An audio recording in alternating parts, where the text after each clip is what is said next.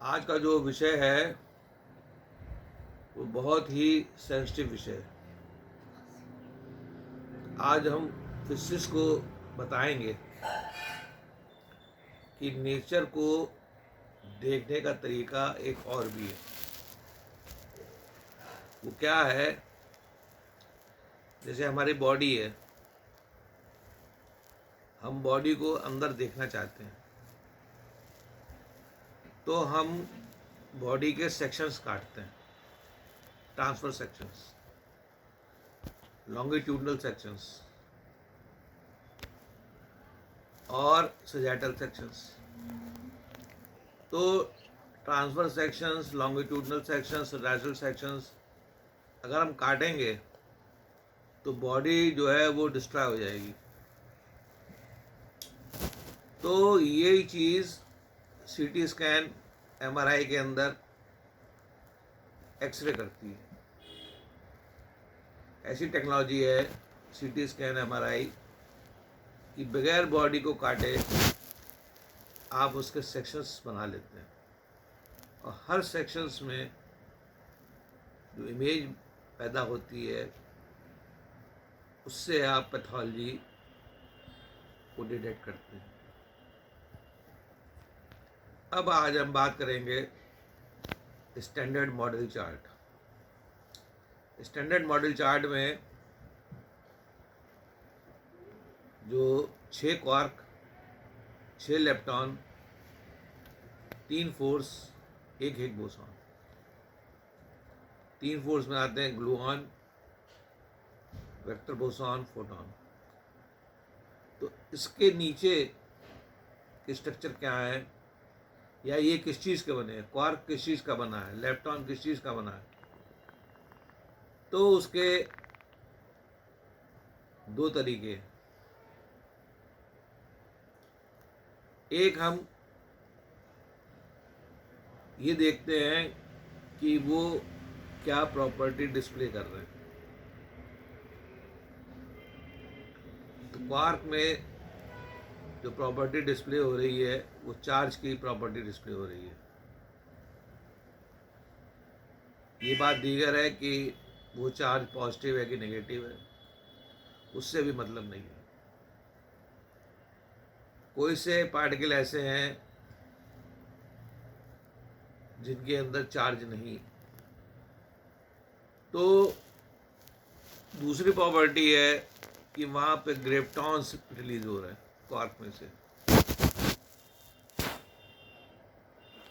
ये ध्यान रखिएगा। तो हमारा फोकस ये कहता है कि उसके अंदर जो ग्रेप्टॉन रिलीज कर रहे हैं तो उसमें ग्रेप्टॉन का स्टफ जरूर होगा। और दूसरा जो है हिग बोसॉन। हिग बोसॉन मास बढ़ाता है, फर्मियंस का मास बढ़ाता है। बोसॉन का मास में हिग नहीं इंक्लूड होता है। तो उसके अंदर बगैर काटे, बगैर तोड़े, जब हम क्वार्क का स्ट्रक्चर देखते हैं तो क्वार्क का जो सेक्शन है वो ये है। जो क्वार्क का सेक्शन ये है और लेप्टॉन का सेक्शन ये है। ये देखिए आप। तो ये कह देना कि क्वार्क और लेप्टॉन के अंदर कुछ नहीं है, ये एक भ्रांति है। क्वार्क और लेप्टॉन ये हिग बोसॉन और एनर्जाइज ग्रेप्टॉन के बने हैं। क्वार्क में से ग्रेविटी फील्ड बन रही है तो उसका जो डिके है उसमें ग्रेविटी फील्ड है और चार्ज है। लेकिन इलेक्ट्रॉन के डिके में ग्रेविटी फील्ड नहीं है, केवल चार्ज है और मैग्नेटिक डायपोल है। क्वार्क में भी मैग्नेटिक डायपोल होगा, लेकिन उन्होंने मैग्नेटिक डायपोल दिखाया नहीं है। बगैर मैग्नेटिक डायपोल के क्वार्क का वर्किंग है वो कंप्लीट नहीं होगी। अब हम जाते हैं हिग्स बोसॉन और एनर्जाइज्ड ग्रेविटॉन में। इनका सेक्शन काटेंगे, हेमी सेक्शन। जब इनका सेक्शन काटते हैं तो ये हिग्स बोसॉन का सेक्शन है। ये प्राइमरी बोसॉन के बने हैं, ये प्राइमरी बोसॉन के बने हैं, हिग्स बोसॉन। और ग्रेविटॉन जो है ये प्राइमरी फर्मियन और प्राइमरी बोसॉन के बने हैं। इनका सेक्शन काटेंगे तो ये कैसे सेक्शंस कट रहे हैं, ये कॉन्शियस जो है हमारा वो सेक्शन काट रहा है। कॉन्शियस जो है वो सेक्शन काट रहा है। फिर हम जब फोटॉन, वेक्टर बोसॉन और ग्लूऑन के सेक्शन काटते हैं तो उनका स्ट्रक्चर ये है। तो फिर इसके बाद हम प्राइमरी फर्मियन का जब सेक्शन काटते हैं तो वो 2 बेसिक बिल्डिंग ब्लॉक का बना है, और प्राइमरी बोसॉन का सेक्शन काटते हैं तो वो 1 बेसिक बिल्डिंग ब्लॉक का बना है। तो स्टैंडर्ड मॉडल में ग्रेविटॉन नहीं है। स्टैंडर्ड मॉडल में जो क्वार्क, लेप्टॉन और हिग्स के नीचे के बेसिक बिल्डिंग ब्लॉक नहीं है। हिग्स के नीचे का basic building block primary boson और प्राइमरी बोसॉन के नीचे का एनर्जी बेसिक बिल्डिंग ब्लॉक। तो जो प्रॉपर्टीज हैं इनकी बनी है, तो किसी में चार्ज है, किसी में ग्रेविटी फील्ड है, किसी के अंदर मैग्नेटिक डायपोल है। तो ये सब माइंड से बनता है कि किस पार्टिकल का न्यूट्रल होगा, कौन सा चार्ज कितना होगा, कौन सी ग्रेविटी फील्ड बनाएगा। इसी तरह जब हम पार्टिकल के ऊपर आते हैं तो न्यूक्लियस पे आते हैं, प्रोटॉन न्यूट्रॉन पे आते हैं। तो प्रोटॉन और न्यूट्रॉन का जब हम सेक्शन काटते हैं तो उनकी तस्वीर ये है।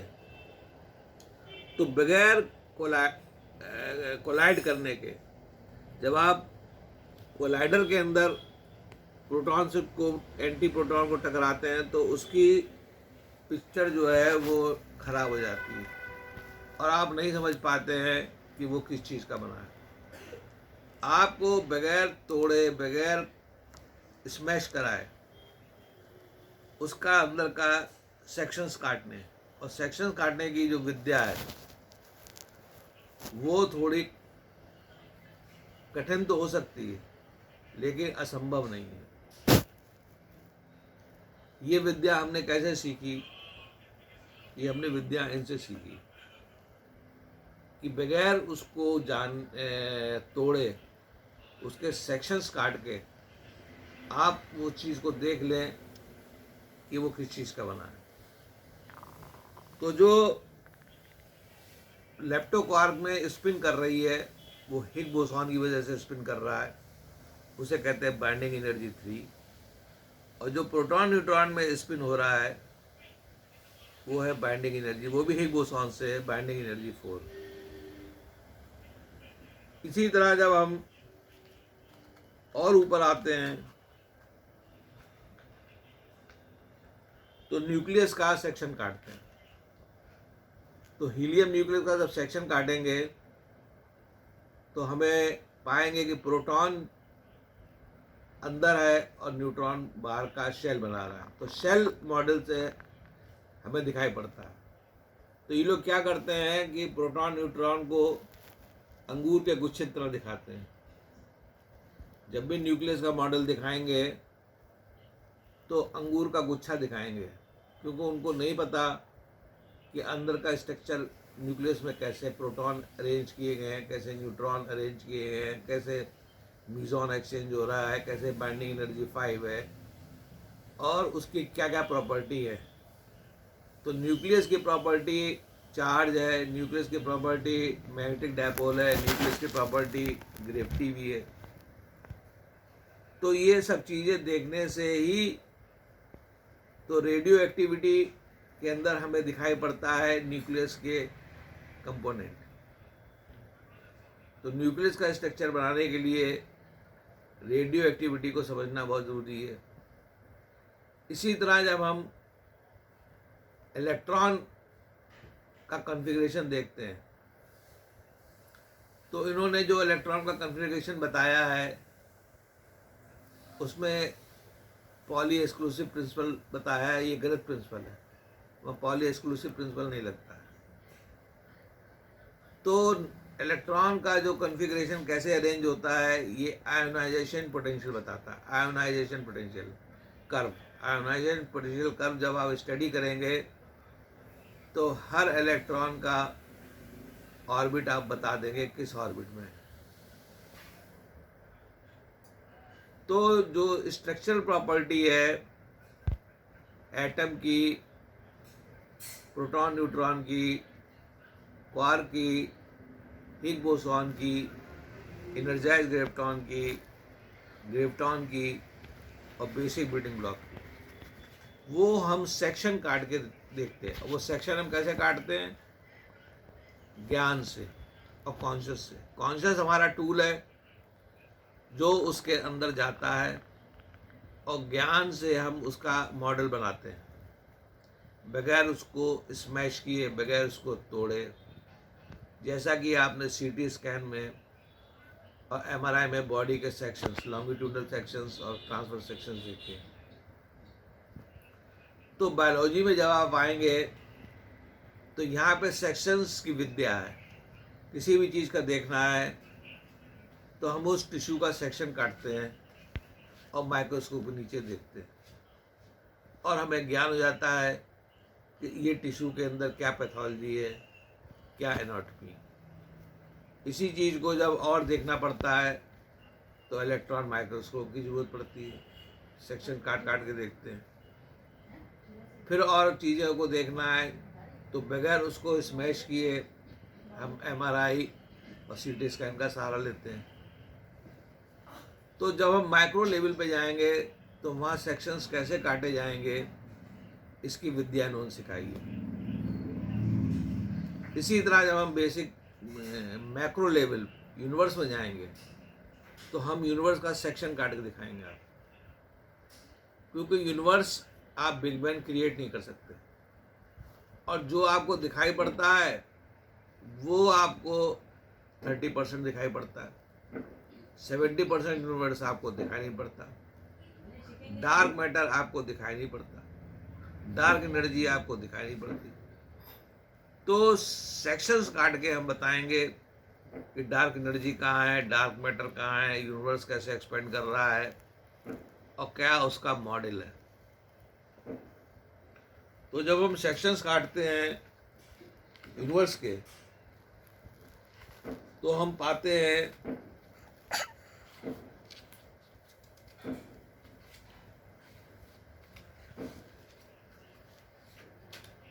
ये यूनिवर्स के हेमी सेक्शंस हैं। ये जब यूनिवर्स नहीं था तो सेक्शंस काटा ये टैक्योन सी का, तो फर्स्ट कोल्ड डार्क मैटर का गोला बना, कैनाल्स बनी, उसका सेक्शन ये है। फिर वो एक्सपेंड करना शुरू किया, हॉट रिएक्शन स्टार्ट हुई, क्लाउड आया और गैलेक्सीज एक्सपेंड करी, उनके सेक्शंस ये हैं। फिर जब डिस्ट्रक्शन शुरू होगा तो डार्क मैटर को ये आदेश देंगे कॉन्ट्रैक्शन की तरफ और ये रिवर्स होके फिर से टैक्योन सी बन जाएगा। तो कहने का मतलब ये है कि यूनिवर्स को देखने का जो विद्या है वो फिजिक्स के पास नहीं है, और जो भी उन्होंने विद्या डेवलप करी है क्वांटम मैकेनिक्स, वो एक गलत मैकेनिक्स है। क्योंकि क्वांटम कंप्यूटर और क्लासिकल कंप्यूटर में जो वो थ्योरी बताते हैं क्वांटम कंप्यूटर की सुपरपोजिशन की, वो एक गलत थ्योरी है। उनके ये नहीं समझ में आता कि क्वांटम कंप्यूटर काम कैसे करेगा, कैसे काम करेगा। क्योंकि क्वांटम कंप्यूटर अभी बना तो है नहीं, अभी हवाएं हैं।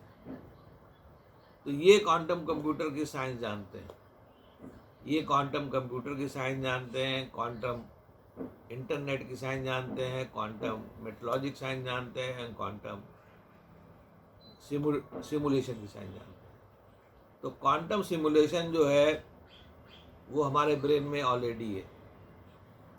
उस सिमुलेशन से हमने इन सेक्शंस को बनाया है।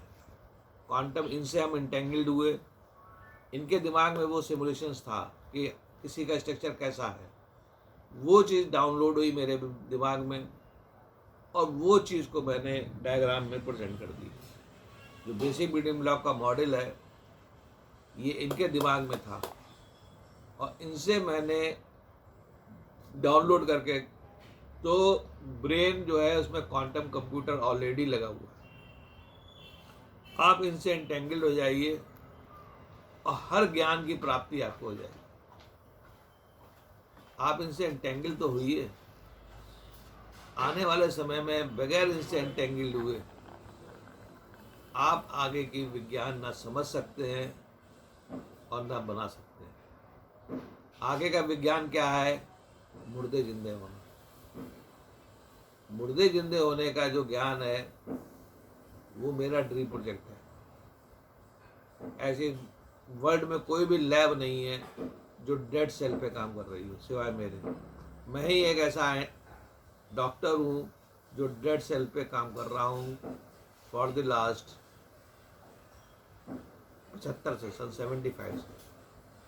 क्योंकि जिस वक्त मैं मेडिकल कॉलेज में गया, कैडवर देखा, तो मेरा एक ही सवाल था कि इसमें ऐसा क्या चीज़ करेगी ये जिंदा हो जाए।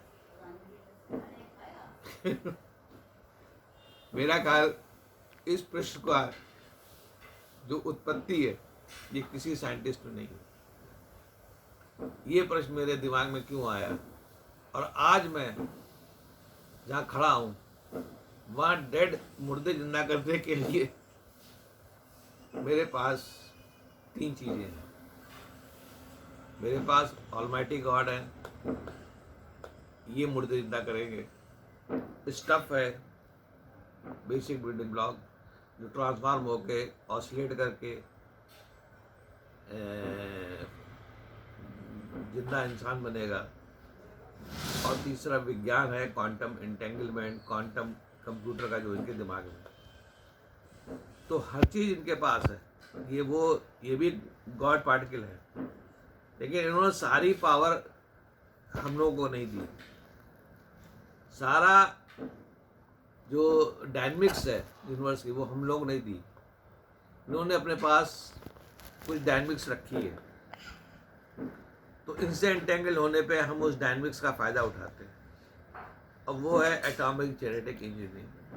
हम प्रेयर करते हैं, इनसे एंटेंगल्ड होते हैं, तो जहाँ की चाहते हैं वहाँ की 6 सेल को क्योर कर लेते हैं। क्वांटम कंप्यूटर इनसे हम बनवा लेंगे, यूनिवर्स पोजिशनिंग सिस्टम इनसे हम बनवा लेंगे, हम इनसे मुर्दे जिंदा करवा लेंगे। तो कहने का मतलब ये है कि साइंटिस्टों को अपने गलत जगह वो पहुंच गए, वो फंस गए। उस दलदल से उनको बाहर निकलना और उस दलदल से हर क्षेत्र में बाहर निकलना। वो जो बताते हैं वो सब गलत बताते हैं। वो तो इनकी कृपा है जो आपने नई नई चीज़ें बना ली, अल्ट्रासाउंड बना लिया, सीटी स्कैन बना लिया, क्लासिकल कंप्यूटर बना लिया। ये इनका आदेश था, वो चीज़ ट्रिगर हुई माइंड में, आपने बना लिया। तो उन चीज़ों के बनाने के पीछे भी इन्हीं का हाथ है। लेकिन उसको बनाते ही आपके अंदर एक घमंड आ गया कि हम तो अब खुदा की कोई ज़रूरत ही नहीं। ऐसा नहीं है, खुदा की ज़रूरत हमेशा पड़ेगी, इनकी ज़रूरत हमेशा पड़ेगी। और इनकी ज़रूरत के बगैर इनके साथ काम करिए तो आपको कल्याण होगा। इनके साथ काम करिए। इनके साथ मैं काम करता हूँ, 40 साल से मैं इनके साथ काम करता हूँ और इन्होंने ये सारा ज्ञान मुझे दिया। मैं वर्ल्ड ऑफ गॉड में घुस गया, माइक्रो वर्ल्ड में वर्ल्ड ऑफ गॉड है वहाँ में घुस गया, और मैक्रो वर्ल्ड में वर्ल्ड ऑफ गॉड है वहाँ में घुस गया।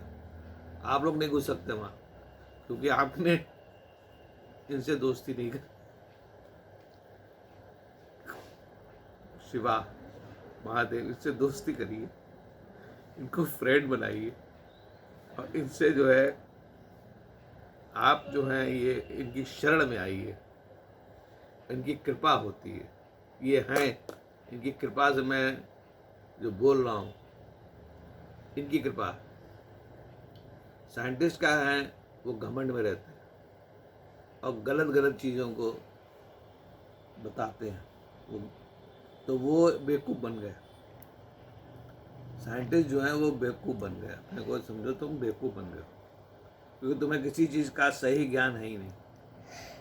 मेरे गुरु एस.एल. अग्रवाल, जिन्होंने मुझे एमएस दी, वो एक ही बात कहते थे कि सही चीज़, सही तरीके का ऑपरेशन करना सीख लो, कि सही ऑपरेशन कैसे होता है। एक बार तुम सही ऑपरेशन करना सीख जाओगे, फिर तुम्हें किसी चीज़ की ज़रूरत नहीं। ये मेरे गुरु प्रोफेसर एस.एल. अग्रवाल, शंकर लाल अग्रवाल, झांसी के प्रोफेसर थे सर्जरी के, जिन्होंने मुझे एमएस दिया, वो ये कहते थे। दूसरे प्रोफेसर थे प्रोफेसर अत्री, एसपी अत्री, वो हर चीज़ के अंदर कहते थे कि चीज़ को अपनी भाषा में जानो, हिंदी में जानो, क्योंकि अंग्रेजी के अंदर तुम नहीं समझ सकते कि अंग्रेजी क्या है। अंग्रेजी एक जगलरी है जो आपके दिमाग को घुमा देगी, और उन्होंने ग्रेसलोप्लास्टी करके एक ऑपरेशन का इजाद किया। तो वो सब चीज़ें बताते हैं कि कॉमन सेंस से ही दुनिया देखो। अत्री साहब कहते थे कॉमन सेंस अपना लगाओ, उसको कहते हैं रैशनल ब्रेन, रैशनल होना चाहिए। रैशनल के माने लॉजिक, और क्वांटम मैकेनिक्स ने जितनी भी रैशनलिटी थी सब खत्म कर दी, कि आप समझने की कोशिश करिए। तीसरे मेरे प्रोफेसर थे professor Brahmadatt. Professor Brahmadatt physiology में उनके साथ रहा, तो उन्होंने बताया किताबें कैसे पढ़ी जाती हैं। तो किताबों को पढ़ने में रैशनलिटी होनी चाहिए, कि आपकी समझ में आ गया शुद्ध हिंदी में, तो वो पन्ना खोल देते थे। एक मैकनॉट किताब थी, इलस्ट्रेटेड फिजियोलॉजी, तो वो ये नहीं पूछते थे कि क्या पढ़ के आए हो, वो पन्ना खोल देते थे, कहते इसके बारे में बताओ। तो मेरे जो प्रोफेसर्स थे वो इतने हाईली क्वालिफाइड और रैशनल थे, तो उन्हीं का ही अच्छाई मैंने अपने में उतारी है, कि अपने को रैशनल हमेशा बनाए रखो, बेवकूफ़ी से दूर रखो, रैशनल बनाए रखो, और ज़्यादा कुछ नहीं, एक कॉमन सेंस को कभी मत छोड़ना। चाहे जितने बड़े आइंस्टीन आ जाएं, कितने बड़े धुरंधर साइंटिस्ट आ जाएं, कॉमन सेंस कभी मत छोड़ना। और उनकी गलत बात को दिमाग अगर गलत कह रहा है तो गलत जरूर कहना, क्योंकि वो गलती होंगे। तो सबसे बड़ी गलती है क्वांटम मैकेनिक्स में सुपरपोजिशन की, कि बिल्ली जो है वो एट द सेम टाइम जिंदा है या मरी है। ये एक रैशनल के अगेंस्ट है। इसी तरह सुपरपोजिशन की 0 1 एट द सेम टाइम, ये जब एक बकवास है, इनको पता ही नहीं कि व्हाट इज रैशनल। तो रैशनल चीज़ क्लासिकल कंप्यूटर में है, इसलिए आपने रैशनल चीज़ से क्लासिकल कंप्यूटर बना लिया। तो कहने का मतलब ये है कि आप विज्ञान को फिर से समझें और ये पाएं, देखें कि इनका क्या रोल है। High centre of the universe ये टेलीपोर्ट करके आ चुके हैं, इनको न्याय सम्मान दिलाइए, और ये जैसा कहें वैसा करिए, इसी में इस धरती का कल्याण होगा। धन्यवाद धन्यवाद धन्यवाद। एक अपन कर दो लास्ट।